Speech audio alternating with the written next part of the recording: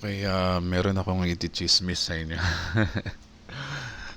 Okay, bali ganito. Um, meron kasing,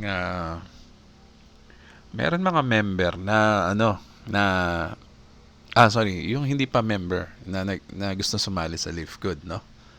Sila yung member na naghahanap kung kanino sasali. Okay. So, ma malalaman mo 'yan pagka sa aking experience, nalalaman ko kung itong member ba na to ay nangingilatis, ganyan. Yung parang parang gusto niya malaman syempre, ano ba makukuha ko sa'yo pag sa'yo ako sasali. Actually, maganda yung ganun, no? Kung ako lang ay nagkaroon ng time mag-isip muna ng pipiliin kong sasalihan dito sa Live Good, siguro mas maganda ang magiging decision ko, no? Mas magugustuhan ko yung magiging decision ko at hindi ko pagsisisihan. Kasi yung iba nagsisisi, nako, bakit ba ako sumali dyan kay upline na yan? Hindi naman ako tinutulungan. Yung mga ganun ba, no? Yung mga ganong issue. Para bang nagsisisi sila, bakit ba ako sumali dito? Hindi naman ako tinutulungan ito. Ganon, no? Actually, pasalamat pa rin tayo dahil na-sharean tayo ng tao, no? Huwag kang magsisisi doon. Huwag mong pagsisihan yon. At least, nakasali ka dahil sa kanya. Para, kung gusto mo, ah, para hindi na lang sumama ang loob mo. Kalimutan mo na lang si upline. I mean, huwag mo na lang siya intindihin sa taas. Bahala na siya doon sa taas. Tapos, bahala na rin siya sa inyo sa baba. Ikaw naman, hindi mo na alalahanin yun sa taas. Ikaw na bahala doon sa baba mo. Para wala nang no? Wala nang kung ano-ano pa na sinasabi. Okay, paano paano ka ba mamimili ng sasalihan mo dito sa mga ganitong negosyo? Sa experience ko, no, ganito. Pag ang tao nakikita mo ay puro yung lumalabas sa bibig niya, puro parang pinapalabas niya talagang siya lahat. Kumbaga, parang inaangkin niya na lahat ang credit, ganyan. O wag kang sasali sa ganun, ha. Kasi meron talagang ganun, no? Yung mga leader na ganun, no? Pero in fairness, meron din naman maayos yung mga nag-iingat sa mga sinasabi nila. Kasi actually may utang na loob ka dun sa mga tao na nasa baba mo. Kaya wag mong angkinin na sa'yo 'yon. Hindi mo alam, meron ka mga tao doon na napakasisipag. Kaya lumago ng 10,000 ang tao mo dahil din sa mga tao na nasa ibaba mo na nagtatrabaho para sa iyo sa taas, no? Meron talagang mga tao na kahit sila na yung leader, hype pa rin ang dating. Kung sa akin, ha? Kung sa akin, hype pa rin 'yon. Kung sa ibang tao, hindi nila mapapansin 'yon. Tsaka yung mga slight words na binabanggit nila, pagkaharap nila yung mga tao, merong mga words na dapat pinag-iingatan dyan. Example na lang, bigla niyang nasabi, dahil sumali ka sa akin, kita mo, ang dami mo ng downline, ang dami mo ng spillover. Oh, di ba? Yung mga ganun ba? Yung hindi naman intentional, pero medyo hindi maingat minsan. Yung mga taong ganyan, yung mga upline natin na sinasalihan, no? Ang mahalaga, wag natin kumbaga parang sinosolo mo yung credit, ganyan. Sa totoo, ang pinaka dapat tama nga yung ibang dealer, hindi naman sa sinasabi naman nila, utang na loob nila yan sa mga tao nila dahil masisipag yung mga nakuha nila, which is yun ang tama, no? Pero pag sinabi mo, 3 months pa lang ako, tingnan mo naman, 10,000 na yung aking tao. Ang downline ko. Yung mga ganun ba? Di ba? Common yan sa mga ganitong negosyo. Pero, okay, tingnan mo bibigyan ko kayo ng example ng magandang leader quality. na napanood ko. Actually, napansin ko na to nung first time na nagsalita tong tao na to. Gusto ko lang i-share sa inyo no kung paano ang mas tama, mas ethical na na na pagpapakilala as leader or as upline, no? So, nandito actually na-save ko yun dito. Hanga-hanga ako dito sa taong to. Pupunta lang tayo dito sa section na na ang daming steps, oh. Question and answer. Oh, sige, papakita ko sa inyo. US. Ewan ko, pero paborito ko yung video na to kasi dito tayo sa members, no? Paborito ko to kasi kumbaga, isa siyang leader pero napaka-humble niya. Tingnan mo, saan ba yan? Ito, busy with her full-time job. Actually, gusto ko to. Panoodin nyo, ha. Ito. Ma'am Shara May. Ayan. Okay, Si open Ma'am natin Shara yung May. mic mo Pakilala ka and your name, your background, kailan ka nagsimula rito, anong ginawa ng Live Good sa buhay ng pamilya mo, sa'yo, at sa grupo mo. Okay, it's your time. Okay. Good evening sa lahat. I'm Cesare May Velandres. I'm a full-time medical technologist. I have my own laboratory. And I'm proud to say na itong Live Good is part-time ko lang talaga.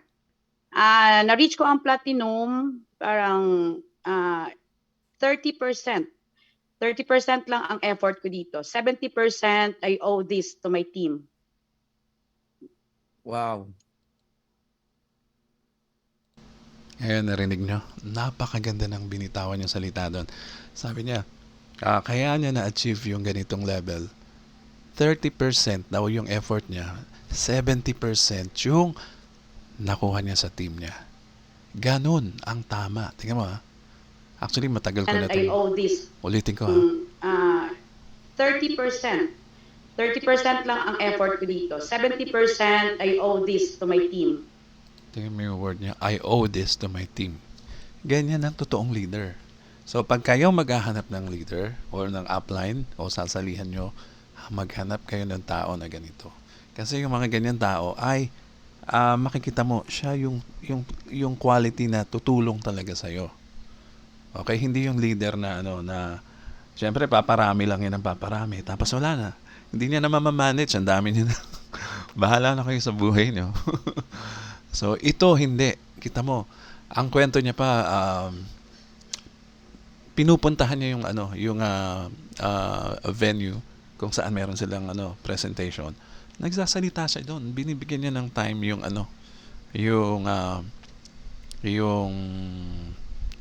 tong Live Good para makapag-share siya sa team niya, no? So, yan, ganyan ang leader. Ulitin natin, ha? Gusto ko talaga to. 30% lang ang effort ko dito. 70% I owe this to my team. Wow. Grabe, no? So, lumalabas part-time and Ganyan ang talagang leader. alam niya, no, Napaka-professional. na because of her group, no? Kaya na-reach niya yung kanyang platinum. But Okay. Because of her group, na-reach niya yung platinum niya. Tama yung sinabi ni host, no? of course, Ma'am Shara May, no? Hindi ka naman magkakagrupo kung hindi din dahil sa initiative mo na ma-invite at i-offer sa kanila itong napakagandang opportunity. Gusto ko lang itanong, Ma'am, ano yung nakita mo kay Live Good or difference dito sa Well, basta ganyan. Ang leader, hindi yan magkiklaim ng kanya. Hindi yan para sa kanya lang, no? Dapat yan para sa team. Dapat i-claim niya yan, na i-credit niya yan para sa whole team, no? Dapat ganyan ang quality ng leader or upline na hanapin nyo. Hindi yung iba kasi ganito. Karamihan ganito. Ang ginagawa nila, actually meron ako experience dito sa Live Good mismo, no? Na napapansin ko, meron siyang gusto niya sumali sa akin, no? Nagbigay ng ng bayad actually. nasa-sense ko siya na meron siyang gusto salihan na ano na isa sa mga leaders. Eh syempre ako hindi naman ako kilala eh. Pero dapat sa akin siya sasali. Pero dahil sa nasa-sense ko na mas gusto niya dun sa leader, okay? Dun sa isa pang leader. Sabi ko, palagay ko naghahanap to ng ibang leader na bigla lang siguro na magjo-join to sa akin. Ibinalik ko yung bayad niya. Sabi ko, bali ko muna kasi may problema yung yung card niya, hindi ata maipasok. Ibinalik ko na lang kasi baka kasi hindi siya decided pa talaga sa akin mag-join. So, inabot ko sa kanya yung pera, binalik ko. Which is okay lang naman yun. Wala namang problema sa akin yun dahil marami pa naman marami pa naman tayong pwedeng ma-recruit. Hindi naman tayo mauubusan sa daming tao sa Pilipinas sa ibang bansa.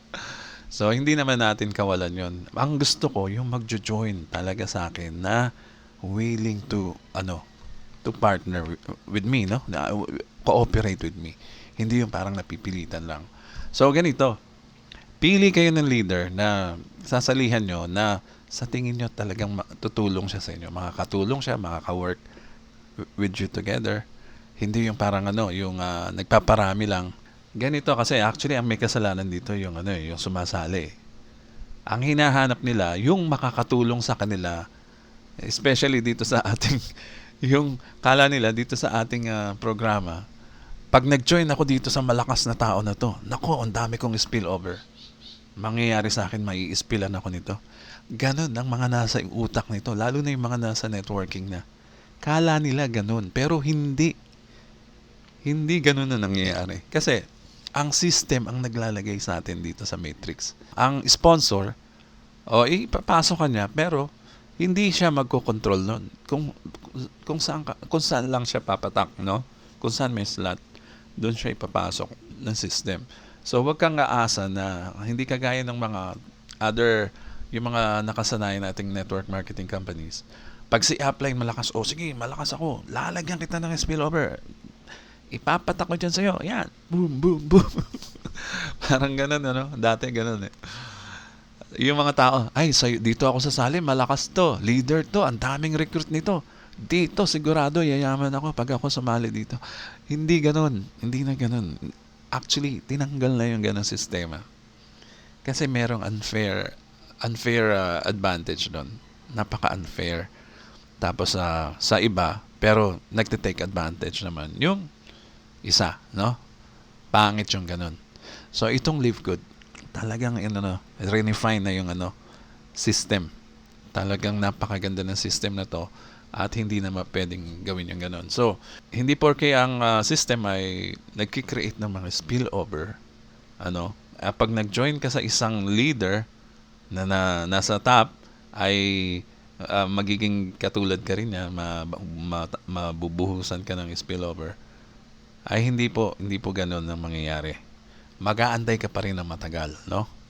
Tsaka dito, kung sasali ka at aasa ka rin lang kay upline or kay leader, parang sayang. Sayang ba ang word nun?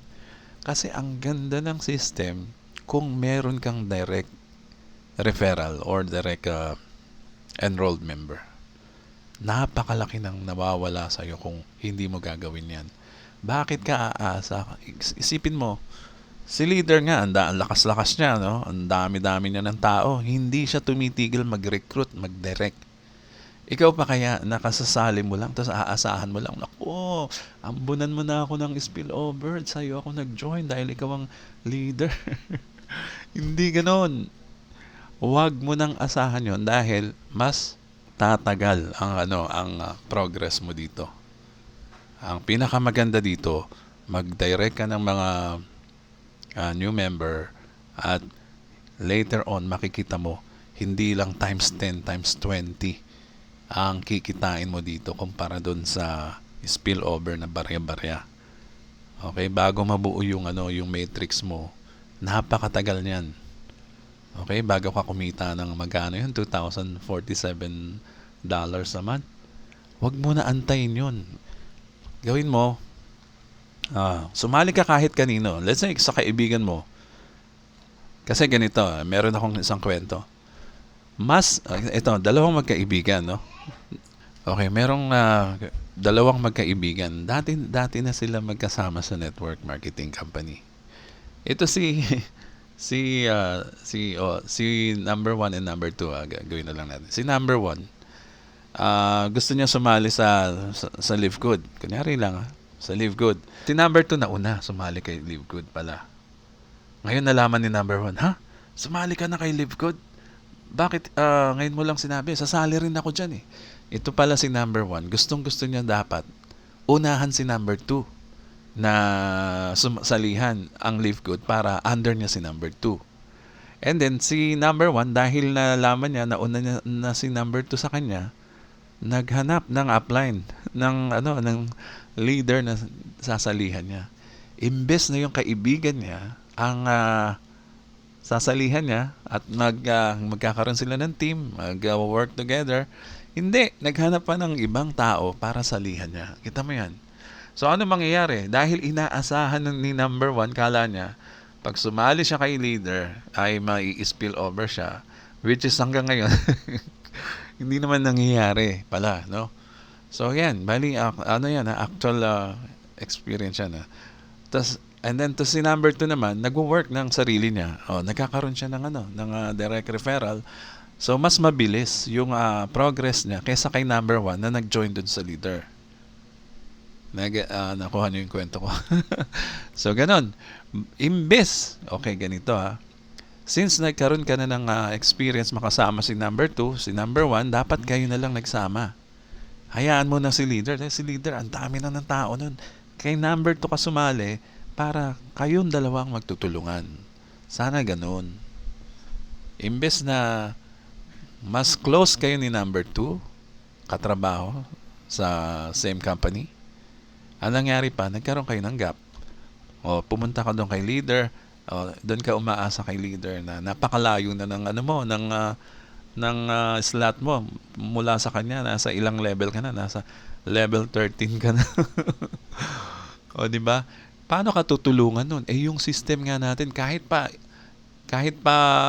super recruiter si leader sa taas, nasa level 13 ka naman, ang mangyayari niyan, iisa-isahin ng system yung level 13 na ilan ba yung number sa level 13. Ilang daan yun. Ang dami nun para punuin ni leader. Hindi ganoon. Hindi kagaya ng mga lumang networking companies, no? So ang system ang maglalagay doon isa-isa. So hindi directly malalagyan ka ni leader. So mas maigi pa kung nag-join ka kay number 2 at kayong dalawa ay siguradong close together sa slot, and then si number 2 ay posibleng maglagay sa ilalim mo na right away, immediately, no? Kasi magkakadikit lang kayo eh. So ewan ko kung nag-gets nyo yun. So yun, para sa mga may experience sa ganitong negosyo, mas maigi pa, nag-join ka kay number 2. Kasi, at least si number 2, malapit pa dun sa slot mo. Magkakabatuhan pa kayo doon, at least. Iilan lang ang mga slots doon. Magkakatabi lang kayo. Tapos, sabay kayong lalago. Hindi yung, dahil naiinggit ka kay number 2 na una sa'yo, tapos pupunta ka kay top earner. Sayang yung pinagsamahan nyo dati, no? So, yun lang. Bali, lang naman. Konting kwento about my experience dito sa ganitong negosyo. So, ganyan. Maghanap kayo ng leader na nakagaya ni Ma'am Shara May. Ayan. So, ayan. Yan po muna. Ito po si Edgy Garcia. Maraming salamat po.